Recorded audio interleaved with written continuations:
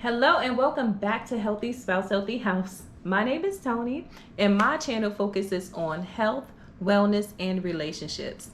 I believe that there are 15 different areas of health that any one person can work on at any point in time in their lives. So every first and third Friday, I ask you to join me as I introduce, define, and discuss each one of those areas of health.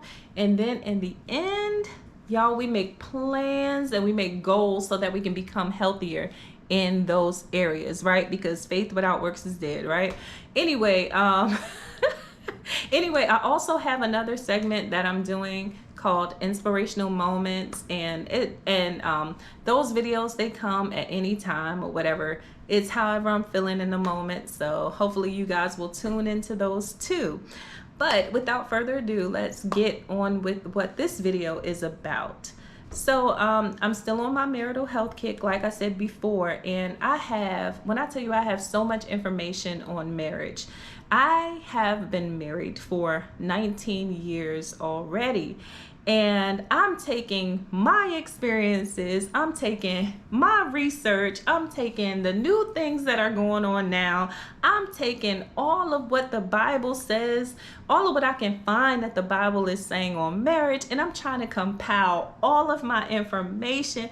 And sometimes, y'all, the information can be just like, whoo, like so overwhelming. And I'm like, okay, so what, I'm praying and I'm asking God, okay, so what information do you want me to give? What things do you want me to share? And so I've been just trying to piece everything together, y'all, and trying to give you guys information that I believe is important, or I deem is important, or whatever, enough to share.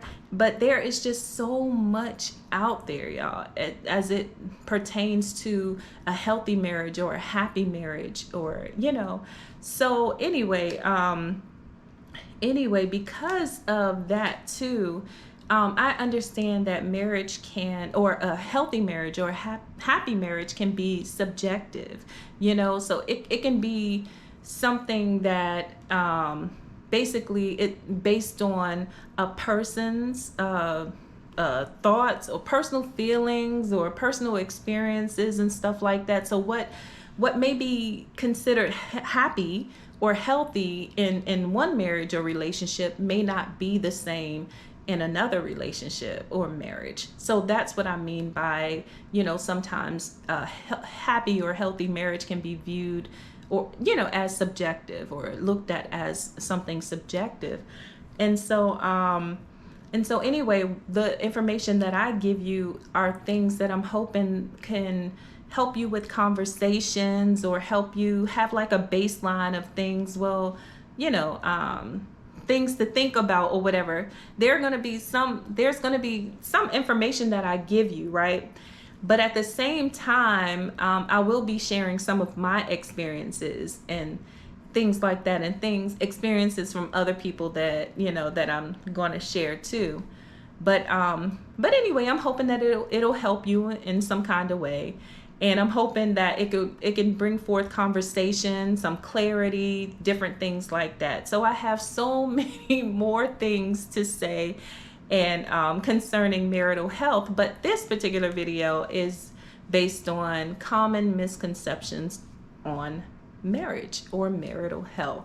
So let's start off with the first one. The first misconception is that your spouse is supposed to make you happy. That is a misconception. It is not your spouse's job to make you happy. Happiness is something that comes from God. It's something that comes from within. To have the burden of making someone happy or keeping them happy that's a huge burden that you are to either blame for your own happiness or your own unhappiness. That should not be something that is based on something that comes from outside of you, if you get what I'm saying, especially your spouse, because your spouse will be that person who will be feeling what you feel constantly. You guys are sharing everything. And so to put that burden on your spouse to make you happy is not a good thing, I would say. And every time I've heard couples say that, oh, he makes me happy, she makes me happy, I would cringe, because I remember I used to be that person, right? I'm telling you now, 19 years in, no, that's not their job. If anything, their job is to help you be healthier. So there are going to be things like, if you think about what type of things you do when you get healthy, there's certain things that you may restrict from your diet. There are certain things, that you start doing more of physical activity, your muscles and stuff like that, start gaining muscle and stuff, start doing things that's better for you, not always what you want. That basically is what marriage is, when I'm telling you. So me eating healthier and stuff like that, I'm not always eating things that make me happy or doing things that make me happy, but I'm doing things that make me healthier, right? And marriage is something that I believe, if you get with the right person, will make you healthier as a person and as a whole, especially if you have God as the center, of your marriage and of your relationship.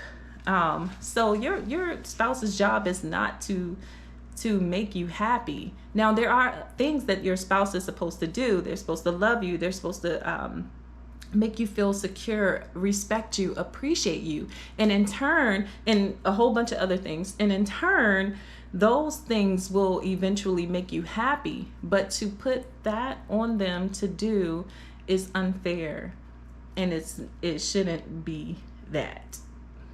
Okay? So that's a no. Their job is not to make you happy. If they make you happy, good. But at the same time, happiness is from within, right? There are going to be times they're going to make you, happy, joyful, whatever. You guys are going to have happy moments and stuff, but don't put that on them for them to do all the time, and for them to continuously do stuff to make you happy all the time, because they're a person too. They have needs too. They have wants and desires too. So there's so much more to say about that, but let's move on to the next one. So the next one is, the next common misconception about marriage is that it's 50-50. And this is something that I learned very young in my marriage, because I looked at this thing two ways. So the first way I looked at it was that, here we go, we have a 50% of a person and 50% of another person, and we come together, right, and create 100%. And I was like, no, I said, I don't like that. I don't like the way that's worded. And I was like, no, I want to be 100% of a person, and I want my husband to be 100% of a person. I want us to come together. So I want us to work on ourselves to where we are as much of a person, or as we can put into this marriage as much as we can, being whole people, and work on ourselves through God's grace, through, all of that. We can work on ourselves so that we can, when we do present ourselves to each other, we can be what we need to be to God, to ourselves, to each other, right? So that's the first way I looked at it. The second way I looked at it was that marriage consists of a lot of things, y'all. There are so many moving parts. So when we look at the landscape of marriage, right, there's so many things. There's work, there are kids, there's spirituality, it's finances, it's sexual things, it's all types of things, right? And marriage is never 50-50 when you go to those things. And some things, I used to joke all the time, I still do, that I'm a lot of times 80 and my husband is 20. But there are things that my husband is 80 in and I'm 20 in. And here we go with, we can do what, 75, 25, sometimes 40 and 60 or whatever. So in my opinion, marriage is never 50-50. It's hardly ever that way. And that's just how I feel about that. And, I can get more into that later on, but just to give you an idea. So the last misconception that I wanted to talk about is that marriage is the end all be all goal. And I'm trying to get this right. So everything is going to come together when we get married.